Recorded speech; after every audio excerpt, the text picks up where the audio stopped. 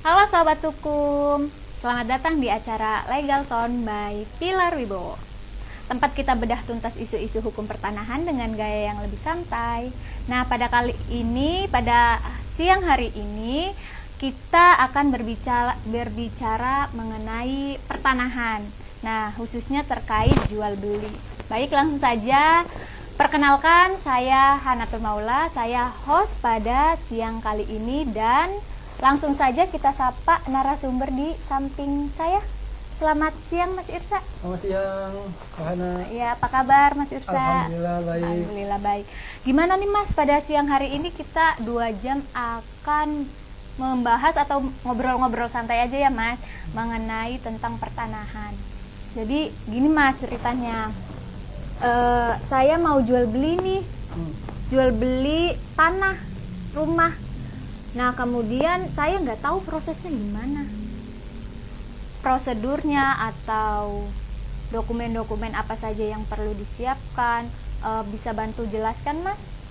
Iya, yang pertama yang perlu diketahui, Mbak Hana sendiri berlaku sebagai pembeli atau penjual Nah di sini dalam kasus ini? katakan saya sebagai penjual ya Mas ya. Dalam hal ini penjualnya saya sendiri, seperti itu. Terus pertama deh Mas, saya kan nggak tahu, saya cuma punya sertifikatnya aja. Nah kalau misalkan saya mau jual beli tanah itu apa saja sih Mas dokumen yang harus saya penuhi, yang harus saya bawa ketika mau jual beli? Oke, dalam jual beli sendiri kan ada beberapa tahapan yang harus dilalui ya. Iya. Nah, terkait dengan dokumen apa aja nih yang perlu disyaratkan dalam transaksi jual beli itu dalam objek tanahnya. Dokumen objek tanahnya berupa sertifikat. Ya. Yang kedua PBB tahun berjalan. Oke. Dan yang ketiga bukti bayar PBB. Oke. Maksudnya Mas, maaf saya potong. Kalau tahun berjalan artinya ketika mau jual belinya di tahun berapa gitu ya? Ya, misal transaksi itu dilakukan pada tahun 2026. Ya. Ya kan? Jadi PBB yang harus dipersiapkan adalah PBB yang dalam tahun itu berjalan. Itu PBB tahun 2026. Oke. Berarti misalkan Mas saya mau jual beli di tahun 2026 tapi saya belum ada PBB tahun 2026, memakainya tahun 2025, berarti dikatakan tidak bisa atau bagaimana, atau bisa ada solusi lain? Biasanya kan BPN sendiri itu SOP-nya memang mereka minta bahwa dokumen SPT PBB BPN meminta yang digunakan adalah PBB tahun berjalan. Oke. Jika transaksinya dilakukan pada tahun 2026, maka PBB-nya yang harus dilampirkan adalah PBB tahun 2026. Oke. Nah, pertanyaannya bagaimana sih kalau si penjual ini belum memiliki dokumen tersebut? Iya. Ya kan? Karena kan biasanya kalau di awal-awal tahun kan Bapenda sendiri sudah memberlakukan nilai NJOP baru ya. Iya. Biasanya. Nah, biasanya di tahun-tahun awal itu, di bulan-bulan awal, belum semua kelurahan atau tempat telah disalurkan salinan PBB resmi dari Bapenda. Makanya ketika ingin transaksi dan dan belum memiliki dokumen SPT PBB, maka yang perlu dilakukan adalah meminta salinan PBB ke Bapenda. Oh, begitu ya. Berarti wajib harus dibayarkan sampai tahun 2026. Ya. Yang ya tahun berjalan itu. Iya, karena syarat daripada penerbitan salinan PBB itu harus lunas terkait dengan BPH terutangnya. Oke. PBB terutangnya, maaf. Oke. Berarti tadi dokumen objek, sertifikat, PBB berjalan sama bukti bayar. Ya. Bukti bayar juga harus tertera. Iya. Bukti bayar serta dalam hal ini identitas para pihak. Oke. Apa aja tuh Mas identitasnya? Itu pasti yang harus kita siapkan nih sebagai penjual sendiri. Ya, yang pertama sudah pasti kartu identitas ya. Itu KTP. Dan jika memang si penjual ini sudah memiliki pasangan, Ya. maka dilampirkan juga KTP pasangan dan akta nikah.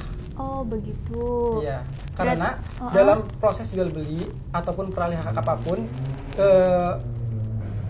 tanah yang dimiliki pada saat pernikahan itu merupakan harta bersama. Oh, oke. Dengan Oke. catatan kita harus melihat dulu apakah tanah ini didapatkan pada saat pernikahan berlangsung Mm-mm. atau sebelum.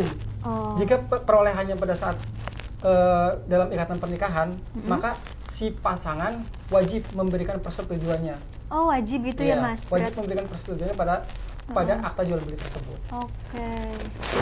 Oke. Berarti tadi KTP, Hmm, KTP penjual, Iya. terus sertifikat tanah, sertifikat tanah, PBB, SPT PBB, ya, sama surat bukti nikah, bayar, iya. surat nikah jika sudah menikah ya. Iya, jika sudah menikah. Dan KTP pasangan. KTP pasangan, Oke. dan kartu keluarga Kartu keluarga Iya. juga perlu Mas. bila ada tambahan Oh. atau diminta oleh BPN. Itu yang harus banget ada Iya, identitasnya. Kalau misalkan salah satu dari identitas KTP-nya aja atau kakaknya aja bisa nggak? Atau harus menyertakan dua-duanya nih? ya pada prinsipnya itu semua kembali ke BPN ya, karena kan setiap BPN itu memiliki SOP yang berbeda-beda, Oh, oke, gitu kan, oke, iya. memiliki peraturan dan SOP yang berbeda-beda.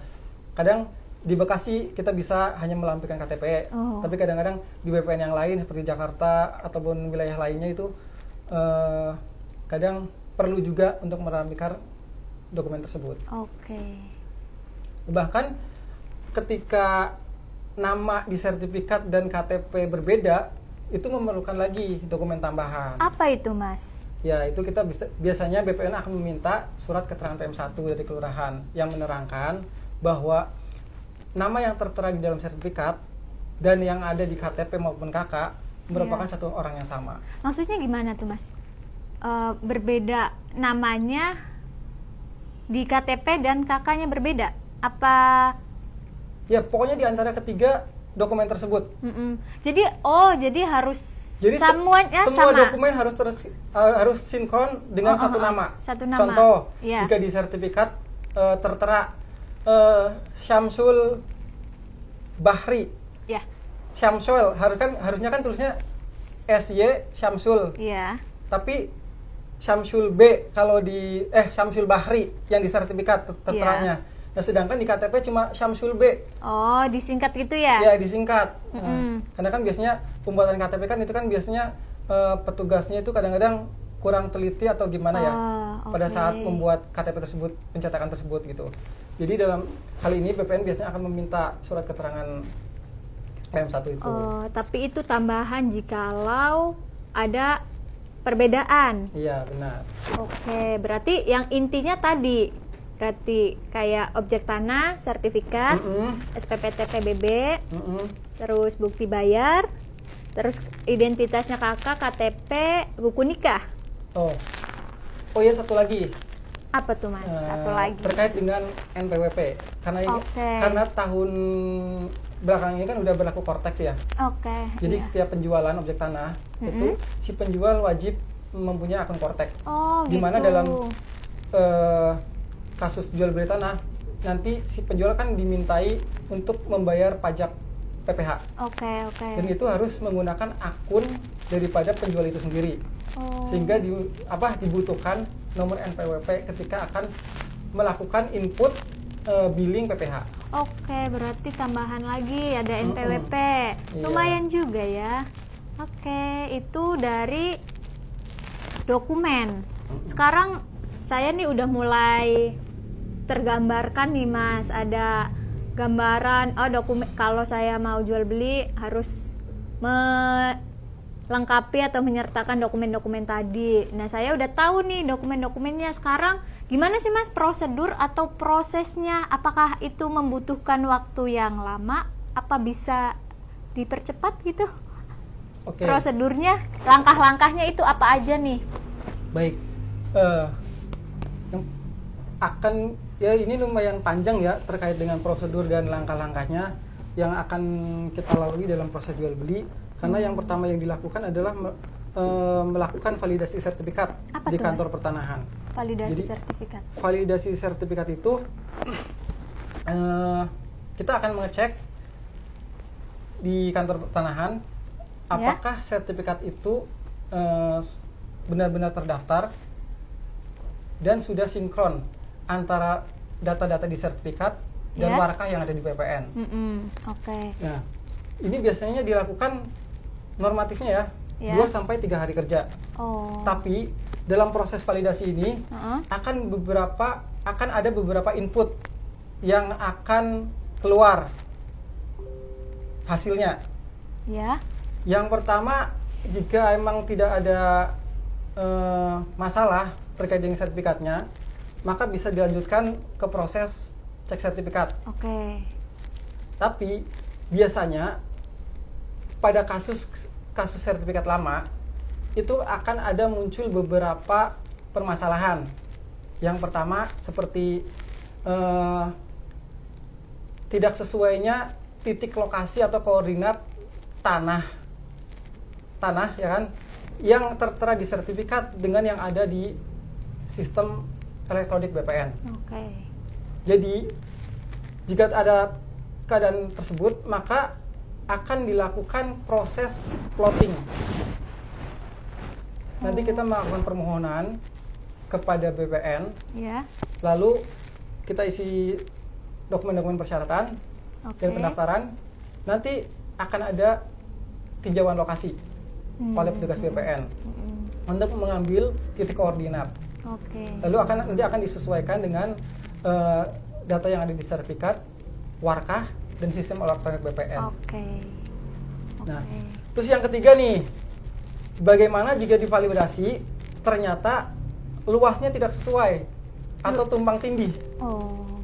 Nah, itu biasanya akan dilakukan pengukuran ulang oleh BPN, dan itu mungkin akan memakan proses yang lebih lama. Biasanya waktunya berapa lama itu? Iya. Bisa memakan berapa lama?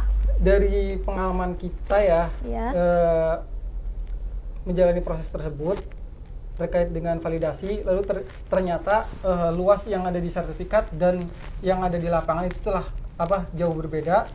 Biasanya itu kita kemarin terakhir ngurus sekitar 2-3 bulan. Wah, lumayan ya Mas ya? Iya. Wah, saya mau cepet-cepet nih. Lumayan juga. Iya. Oke. Jadi itu terkait dengan validasi ya, ada tiga output. Yang pertama, jika validasi sudah selesai, maka akan dicap validasi oleh kantor pertanahan dan bisa lanjut ke proses selanjutnya, itu sertifikat. Jika yang kedua itu, jika tidak sinkron nih antara titik koordinat, maka akan dilakukan plotting. Nanti ada visit dari petugas BPN dan akan diperbaiki datanya. Dan yang ketiga, yang tadi, yang terakhir, akan ada pengukuran ulang jika tidak ada kesesuaian atau tidak sinkron nih antara luas di sertifikat, data sertifikat, dan di sistem online BPN. Oke. Oke, kita lanjut ke proses yang normal ya. Oke. Normatifnya. Boleh. Setelah dilakukan validasi, maka akan dilakukan cek sertifikat. Oke. Nah, seperti yang kita bahas tadi ya, bahwa cek sertifikat ini bisa dilakukan dengan 2 cara. Yang pertama, melalui PPAT yang telah disepakati oleh kedua belah pihak, atau yang kedua dengan cara cek sertifikat secara mandiri melalui kantor pertanahan setempat. Oke. Dalam catatan, yang harus menghadap kepada kantor pertanahan adalah orang yang tertera dalam sertifikat. Oh. Oke. Ya, ini untuk cek sertifikat sendiri sebenarnya update yang terbaru ketika sudah elektronik bisa paling lama itu 2 hari lah ya, udah keluar hasilnya. Oh, cepet juga ya kalau elektronik. Iya, kecuali yang sertifikat analog, apalagi sertifikat yang keluaran tahun 90, mungkin akan memerlukan beberapa waktu ya, beberapa hari. Ya, biasanya normatifnya sih 3-5 hari sampai keluar cek sertifikat hasilnya. Oke. Ya, nanti di dalam cek sertifikat itu akan ada keterangan-keterangan bahwa tanah itu tidak diagunkan, tidak ada diikatkan hak tanggungan ataupun tidak ada cita dan blokir. Oke. Iya, jika status tanah sudah clear, maka langkah selanjutnya adalah pembayaran pajak oleh para pihak. Oh, oke. Pajak. Apa aja tuh Mas pajaknya? Iya, pajak terkait dengan jual belinya ada 2. Ya. Yang pertama, pajak PPH Oke. yang akan dibayarkan oleh penjual. Oke. Ya. Nilainya adalah 2,5% dari harga transaksi. Oke. Dan ini biasanya kan udah udah peraturan terbaru bahwa KPP telah melakukan sistem Kortek, maka dalam hal ini yang menghadap kepada KPP untuk melakukan atau menerbitkan kode billing adalah si penjual itu sendiri. Oke. Iya, kalau dulu kan bisa melalui akun PPAT ya dalam penerbitan kode billing itu. Nah, karena ini merupakan peraturan terbaru, maka wajib pajak sendiri atau penjual sendiri yang biasanya menghadap langsung kepada KPP. Berarti Begitu. saya nih kan sebagai penjual, berarti nanti bayar pajaknya PPH. Iya, benar. Oke. Baik Mas, lanjutkan. Ya, yang kedua tentunya sebelum melakukan pembuatan akta jual beli, tentunya harus telah dibayarkan pajak BPHTB yang dibayarkan oleh si pembeli. Oh, begitu. Iya. Jadi kalau PPH buat penjual, BPHTB buat pembeli. Iya. Oke. Iya, nominalnya 5% dari harga transaksi. Oh, nggak sama ya, beda. Iya. Kalau PBH kan tadi 2,5%. Iya. Kalau BPHTB 5%. Oh, Iya. beda. Oke. Dari harga transaksi. Oke. Setelah bayar, apalagi nih Mas prosesnya setelah saya bayar pajak-pajak, maksudnya saya penjual sudah membayar pajak PPH, langkah selanjutnya apa nih? Langkah selanjutnya yaitu validasi pajak PPH dan BPHTB. Itu biasanya dilakukan secara online. PPH biasanya akan dibantu oleh PPAT dan PPH juga bisa dibantu oleh PPAT karena penerbitan kode billingnya melalui akun PPAT terkait dengan kode billing BPHTB. Berarti saya kalau misalkan mau lihat validasi PPH, BPHTB kayak gitu, lihatnya di PPAT? Iya, nanti biasanya akan dikirimkan langsung oleh PPAT setelah hasil validasinya keluar. Oke. Ya biasanya berbentuk PDF ya. Nanti biasanya di-share oleh PPAT ketika validasinya telah selesai dilakukan. Oke, setelah itu apalagi prosesnya? Ya, setelah validasi PPH dan BPHTB selesai dilakukan, biasanya itu kita mulai proses penandatanganan akta AJB. Oke.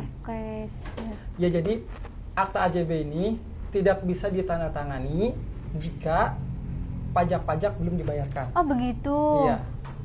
Oh, berarti harus emang sudah clear di depan gitu ya? Iya.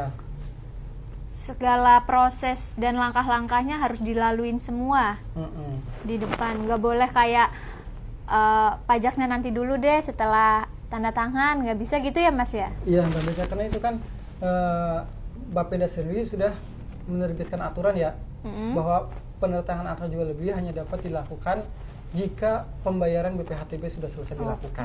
Oke. Karena kalau enggak nanti PPAT-nya sendirinya Mbak yang akan kena denda biasanya. Oh gitu. Oke. Iya, jika PPAT melakukan tanda tangan penomoran akta dulu daripada pembayaran BPHTB, maka biasanya akan dikenakan denda oleh Bapenda. Oke. Lumayan juga ya Mas ya. Langkah-langkahnya lumayan panjang nih guys. Harus kalian ketahui, kita harus melalui beberapa proses dan tahap-tahapannya.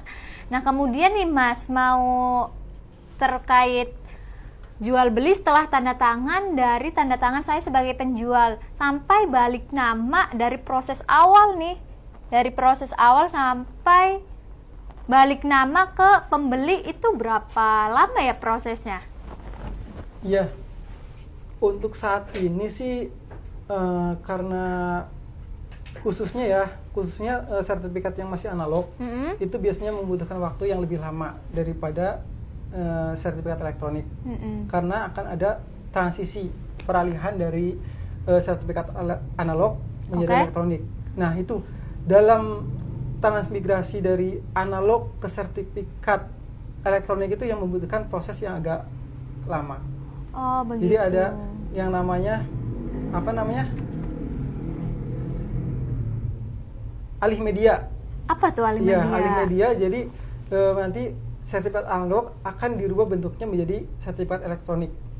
Oh, maaf Mas. Di mana nanti sertifikat yang masih berbentuk buku hijau itu berlambang Garuda itu akan diubah menjadi satu lembar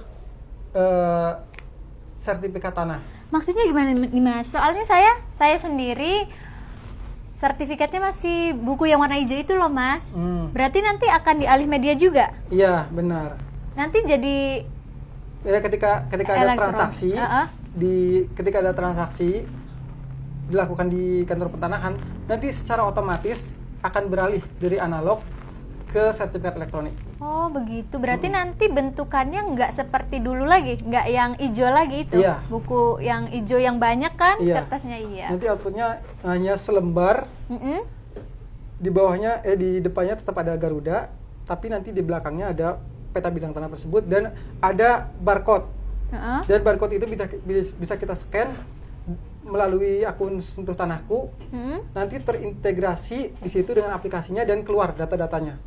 Siapa pemiliknya, luasnya berapa.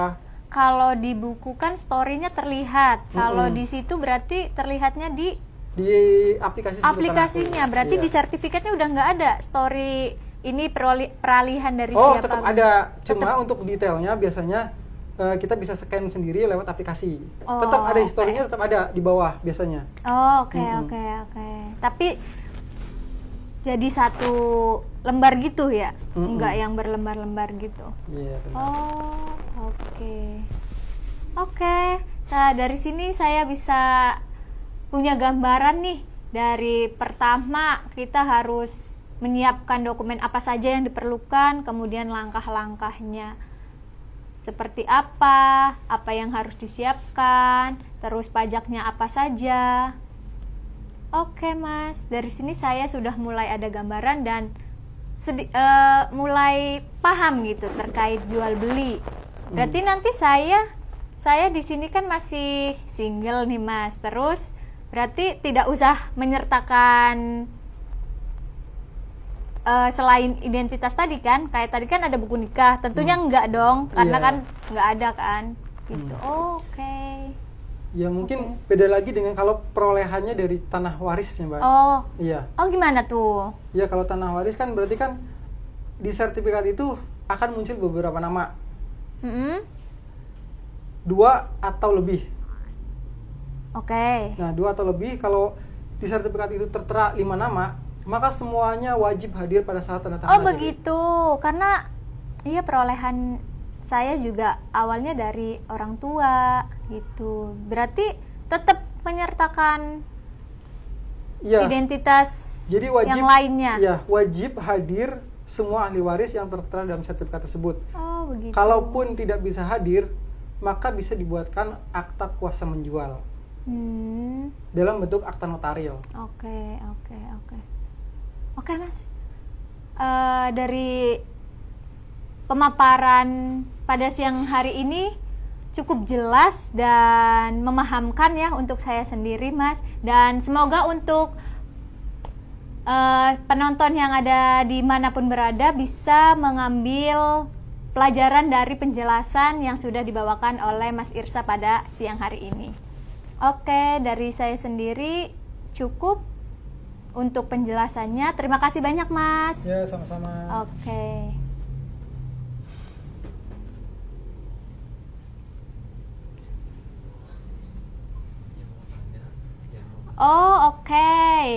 Silahkan yang mau tanya apa saja tentang pertanahan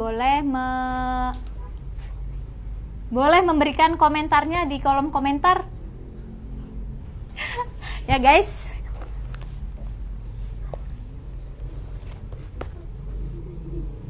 Bisa bertanya langsung kepada narasumbernya menanyakan tentang pertanahan apa saja. Terima kasih yang sudah join dan sudah melihat live. Halo Kak, siapa nih? Ralidin. Raidin. Ya, waktunya sudah habis. Terima kasih sudah join dalam live streaming kita. Jika ada pertanyaan mungkin bisa tulis saja di kolom komentar atau DM Instagram kami. Oke, terima kasih Mas Irsa untuk ilmunya pada siang hari ini. Yo, semoga sama-sama. bisa bermanfaat untuk semua, dan yang sudah join terima kasih banyak sudah melihat. Gak kerasa ya udah 2 jam nih kita berbincang-bincang dan menunggu pertanyaan. Kemudian saya sendiri Hanatul Maula pamit undur diri, dan narasumber saya juga pamit undur diri. Wabillahi taufiq wal hidayah. Assalamualaikum warahmatullahi wabarakatuh. Dadah. Dadah, sampai jumpa lagi. Sampai jumpa.